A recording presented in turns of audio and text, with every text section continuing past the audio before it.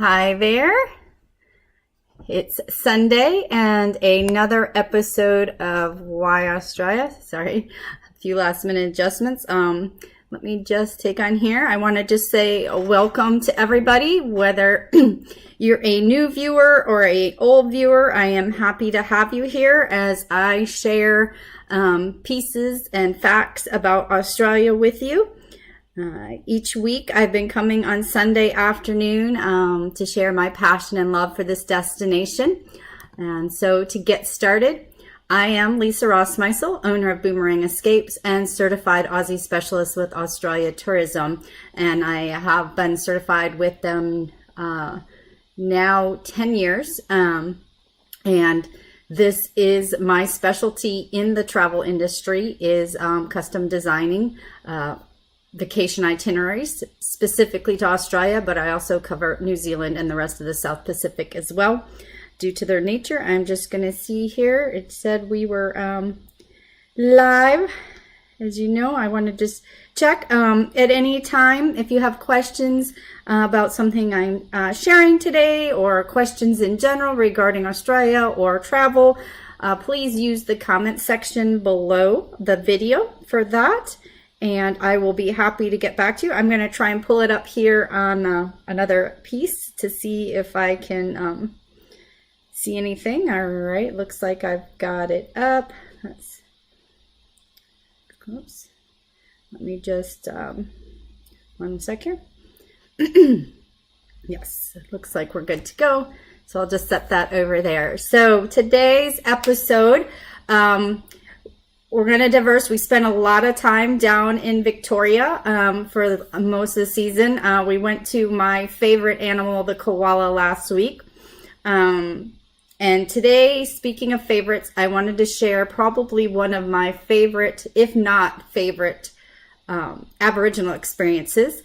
For me, that's what travel is about learning about the cultures. And Australia's Indigenous people, the Aboriginals, they go back over 50,000 years. They were there before the settlers, long time.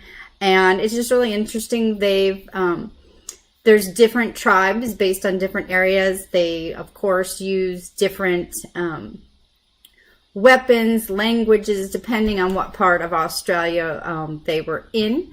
I just want to pull up this here. They were a nomad, hunting culture, but all the different regions in Australia, the Aboriginal tribes had different weaponry, different utensils, tools, basket, art styles, their ceremonial dress, and even some of their beliefs. One of the things that's associated with Aboriginals that most of us know or recognize or comes to mind is the fact of Dreamtime and their beliefs of how the world came about and through their dreams. Another popular thing with them, of course, is the artwork, which I'll get back to, but the dot artwork is something that's specific to the Aboriginal culture. But before I go any further and talk to you about my favorite experience, we are going to take care of our Aussie lingo lesson here. My book here that I pull out each week. And each week I share with you that even though the Australians do speak English and are quite understandable, they do have quite a bit of slang and their own terminology. So today's is related sort of to our topic. It's back or beyond, as far out in the bush or the outback as one could get. So I'll put that down there, back or beyond. And a lot of the Aboriginal experiences can be done in the outback, the Red Centre, the Northern Territory. So if I were to reference my map here, and for you, those of you can see there. So if you see this center right here where it looks like these rocks, this is Australia's Red Centre. It's part of the Northern Territory. It is a desert climate here. Alice Springs is right there where my finger is. That, of course, this big rock here is Uluru, or Ayers Rock as we know it in English. So this is where my favorite experience happened. I've had other experiences in other regions of the country with different tribes, but this particularly one stuck out to me. If you had time, I know a lot of people are trying to fit into their itinerary, but one of my trips, the entire itinerary, except maybe for a day or two in Sydney, we spent in the Northern Territory, in the Outback, in the Red Center, and it's probably one of the most authentic experiences I've had. Really got in touch with nature, really got in touch with myself, because I actually got sick on that trip, and I think I mentioned this before about how the Aboriginal medicines and their way with dealing it actually helped me before I ended up having to keep a doctor's appointment that we had made for me. So I think that's one of the reasons that this experience sticks out so much for me, because we did spend 2 weeks there. Now, a good time where this one is located. So most of you, when I'm creating an itinerary, you're like, oh, I don't really need to go there, only go a couple nights. And you go to this Uluru area, or you might include Alice Springs. But out here between Uluru and Alice Springs is Kings Canyon.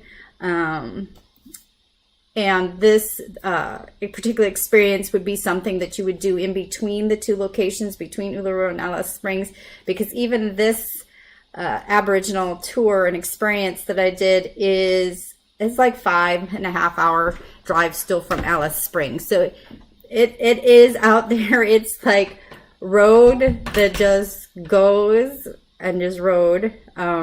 Most often, and I know I would have people that, like the smaller tours, but most often when you're traveling across the desert here, it's going to be in one of the larger air-conditioned bus for some of these things. So anyway, the experience I wanted to mention to you, and I forgive me if I pronounce this wrong. I do not have all my Aboriginal pronunciations, and that's something you might also notice when you visit Australia, is the fact that a lot of her cities and towns and items are from the Aboriginal language. So this particular experience is Karrke Experiences. It's Karrke. It's an Aboriginal cultural tour. It's about an hour in length. And like I said before, I wanted to get the distance here for you to give you more of a feeling. Yeah, it's 5.5 hours southwest of Alice Springs. And it's close. It's closer to Kings Canyon, and Kings Canyon is another wonderful experience. Now, when you go out to these places, though, like Kings Canyon, there is really not going to be Wi-Fi. Kings Canyon is a great couple night, go for a couple of nights, and a great for a couple. And this is going to be out on a dirt road. You're going to look like you're driving in the middle of nowhere, and you got the scrub brush and the bush vegetation. But I highly recommend it. It is run by Peter Abbott and his partner, Christine Bearden. They are part of the local tribe there. I want to make sure I get the right word. I wrote it down here. Just a second. Yeah, so they are in the King's Gate. There. So they still live on their ancestors' land. It's a very small community called Wanmara, and Wanmara only has a population of 10 and is located inside Kings Canyon National Park. The Aboriginal for that is Wataraka. Again, I apologize if I'm mispronouncing these. I tried to find some pronunciation guides. But like I said, the tour is a 1 hour Aboriginal cultural tour. It's available January 15th to November 15th, Wednesdays to Sunday. They offer it 4 times a day, 9 a.m., 10:30, 2, and 4. And it's a great way to just experience all the different kind of components of Aboriginal life. So they go through some of the things they do, the experience. It's very one of a kind. I haven't experienced anything else like this in my other experiences with the Aboriginals. They do have shaded areas. Different things that you will experience is the seasonal bush tucker food, including the witchetty grub. The witchetty grub is like a big wormy guy. They do not encourage you to eat them and to eat any of the bush tucker when you're on the tour. It is eat at your own risk. I know I did ask myself if I could eat the witchetty grub. They recommended I did not do that.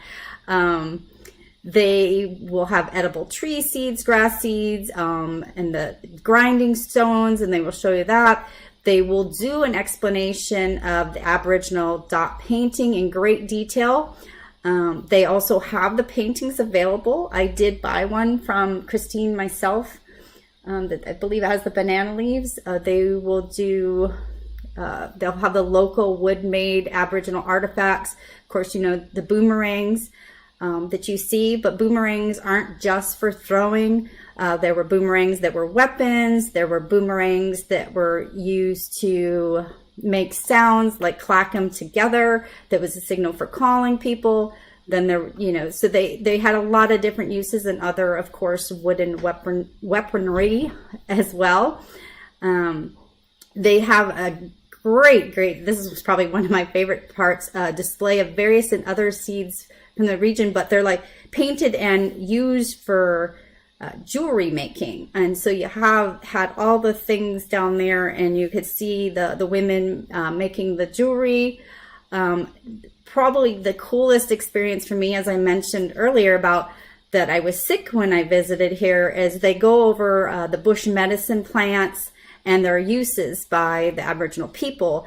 And one of the things that they did was a smoking thing with the healing bush, which actually one of the paintings that I bought from my trip in the outback was of a depiction of this bush, because we got to experience and breathe in the smoke, which is supposed to heal you. And at the time I was suffering from some sort of upper respiratory issues. And they had made an appointment for me at Alice Springs where we were going to be headed.